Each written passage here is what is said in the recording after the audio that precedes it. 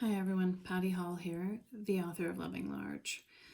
I'd like to read a piece to you today that explains why I wrote the book and who it's for and who I think it will touch.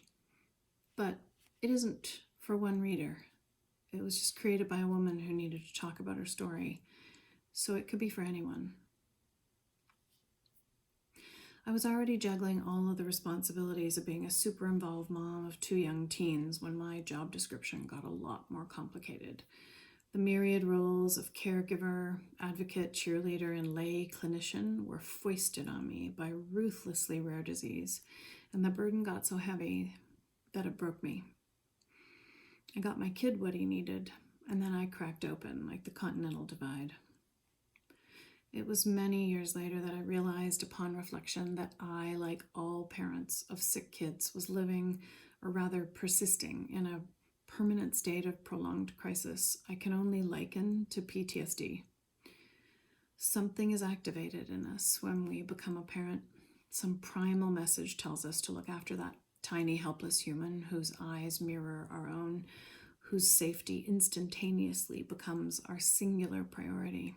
You know for certain you'd throw yourself in front of a bus to save that child, even just to have a near miss of its wheels.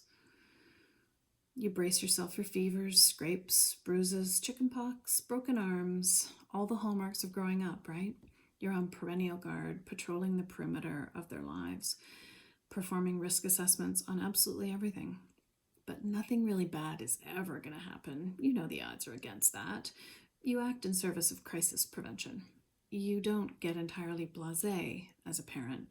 No, you do respond with genuine empathy to the playground stories about little Sam who turned out to have a blood infection, or little Dorothy just diagnosed with asthma. Thank God, you say, giving your own kid a hug. My kid is healthy and we haven't had to face anything like that. A sick kid is the worst thing I can imagine, you say to yourself. It's not going to happen on your watch, is it?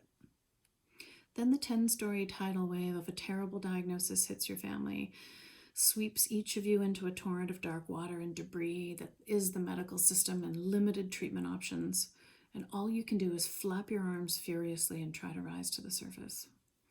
15 million children suffer from rare, chronic, or incurable diseases in the United States alone. I've written Loving Large for their parents, the people who will become their parents, and the people who don't know yet that they are the parents of a chronically ill, critically ill, or otherwise endangered medically child. Every mother and father of a kid touched by a disease like this may have a unique tale of their own diagnostic odyssey, and I know that they will. But the commonalities of our experience, our heartache, and our despair makes my story everyone's story, because nothing prepares us for the unthinkable. Nothing prepared me. That's the story of Loving Large. I hope you'll read it.